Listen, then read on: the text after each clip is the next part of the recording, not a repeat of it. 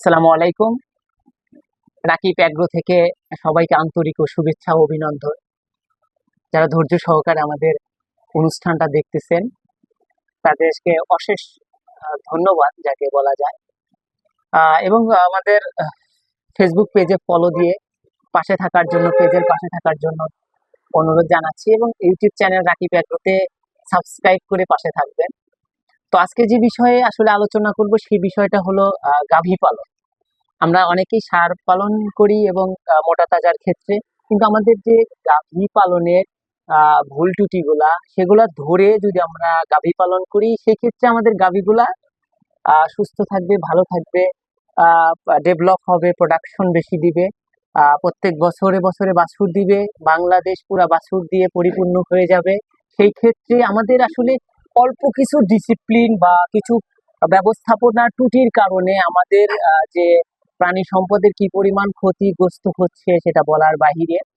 আমাদের সেক্ষেত্রে আমরা আসলে গাভী পালনের চারটা যে রুলস আছে সেই চারটা রুলস যদি মেনে গাভী পালন করি আমাদের গাভীতে দুধের পরিমাণ বৃদ্ধি পাবে এবং প্রত্যেক বছরে বাচ্চা বা কনসেপ্ট করবে এবং গাভীগুলা সমস্ত গাভীগুলা রোগমুক্ত থাকবে।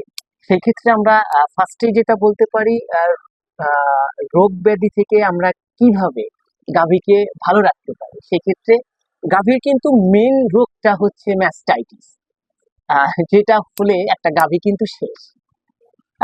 গাভী যখন একটা গাভী 10-12 লিটার বা 15 লিটার দুধ দেয় তখন সেই গাভীটা কিন্তু দেখা যাচ্ছে যে ম্যাস্টাইটিস হওয়ার সম্ভাবনা অনেক অংশেই বেশি।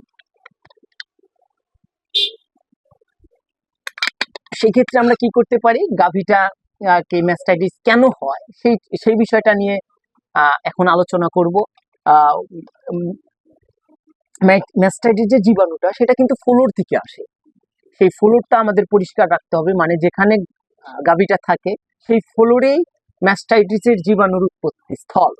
সেই ক্ষেত্রে আমরা যদি ম্যাস্টাইটিস থাকে গাভীকে দূরে রাখতে পারি তাহলে আমাদের গাভীর প্রোডাকশনটা ভালো হবে, দুধের প্রোডাকশনটা ভালো হবে, গাভীটা ভালো থাকবে। সেক্ষেত্রে আমাদের মাসে 4 বার, ম্যাক্সিমাম 4 বার, শুক্রবার 4টা শুক্রবার পড়ুক আর 5টা শুক্রবার পড়ুক, 5টা শুক্রবারে সকালবেলা ঘুম থেকে উঠিয়ে ফ্লোরটা পরিষ্কার করব।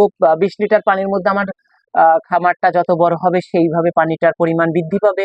20 লিটার পানির মধ্যে সর্বোচ্চ 10 থেকে 15 গ্রাম পটাশ পানির সাথে 20 লিটার পানির সাথে মিক্সার করে পুরো ফ্লোরটা ধুয়ে ফেলবো শুক্রবারে দিনে একবার। যখন আমরা ফ্লোরটা পরিষ্কার রাখবো ম্যাস্টাইটিসের জীবাণুগুলো সব মারা যাবে। কারণ গাভীটা যখন শোয় সাথে সাথে ফ্লোর থাকলে কারে ম্যাস্টাইটিসের জীবাণুর উৎপত্তি স্থলটা খুব বেগবান হয়। সেক্ষেত্রে ফ্লোরটা পরিষ্কার রাখলে আমাদের ম্যাস্টাইটিস হবে না। ম্যাস্টাইটিস থেকে দূরে রাখতে পারলে বা গাভী সুস্থ, আর গাভী সুস্থ পারলে খামারি সুস্থ, খামারি সুস্থ পারলে দেশ সুস্থ। সেই ক্ষেত্রে আমরা কি করতে পারি, 1 নম্বরে যে রোগ বালাই হয় সেই রোগ বালাই থেকে আমরা ম্যাস্টাইটিসকে দূরে রাখার জন্য ফ্লোরটা পরিষ্কার রাখবো। 2য় নম্বরে যেটা আসছে, যে রুলটা আসছে সেটা হলো আমাদের খাবার ব্যবস্থাপনা। এখন আমরা খাবার ব্যবস্থাপনায় কি করতে পারি, সুষম খাবার গাইকে খাওয়াবো। গাভীকে সুষম খাবার দিলে গাভী সুস্থ থাকবে, গাভী সুস্থ থাকলে গাভীর উৎপাদন ক্ষমতা বৃদ্ধি পাবে, উৎপাদন ক্ষমতা বৃদ্ধি পেলে খামারি লাভবান হবে। সেই ক্ষেত্রে আমরা গাভী যে খাবার ব্যবস্থাপনা এখানে আমাদের অনেক ত্রুটিপূর্ণতা আছে। দেখা যায় যে আমরা গাভীকে বেশিরভাগ খ্যার খাওয়াই, খ্যার খাওয়ালে দেখা যায় যে খ্যারে কিন্তু আমাদের কোনো উপাদান নাই, কোনো ভিটামিন মিনারেল খনিজ শর্করা কিছুই নাই। সেই ক্ষেত্রে আমরা কি করতে পারি, শুকনা খ্যার খাওয়ানোর পরিবর্তে এই শুকনা খ্যার নালির মাধ্যমে যদি আমরা খাওয়াই তাহলে নালি 5 লিটার পানির মধ্যে 100 থেকে 150 গ্রাম নালি মিক্সার করে সুন্দর করে যখন খাবারের সাথে দিব ওই খাবারটা আমিষ হয়ে যাবে। আর আমিষ যখন হবে গরুর স্বাস্থ্যের জন্য ভালো হবে, দুধ উৎপাদনে বৃদ্ধি পাবে, রোগ ব্যাধি কম হবে। সেই ক্ষেত্রে আমরা কি করব, খ্যারটাকে নালির সাথে খাওয়াবো এবং দানাদার খাবার একটু বেশি দেওয়ার চেষ্টা করব, যত্ন সহকারে খাওয়াবো। কারণ দেখা যাচ্ছে যে আমাদের গরুগুলো ষাঁড় গরুকে যেভাবে যত্ন লালন পালন করা হয় আমাদের গাভীকে কিন্তু সেই পরিমাণ লালন পালন করা হয় না। সেই ক্ষেত্রে আমাদের গাভীগুলো যদি ডেভেলপ না করতে পারি আমরা তো ষাঁড় গরু পাবো না এক সময়। সেই ক্ষেত্রে আমাদের কি যত্ন নিতে হবে, কে মাকে যত্ন নিতে হবে, গাভীকে যত্ন নিতে হবে। গাভীকে যত্ন নিব কি করে বলে, খাবারের সুষম খাবারটা যেটা আছে সেই খাবারটার মান উন্নয়ন করতে হবে বা পর্যাপ্ত পরিমাণ মিনারেলস ভিটামিন মেপে মেপে আমাদের গরুকে খাওয়াতে হবে। আর একটা কি করতে পারি, তার হলো শারীরিক পরিচর্যা যাকে বলে। 3 নম্বরে যেটা আসতেছে শারীরিক পরিচর্যা।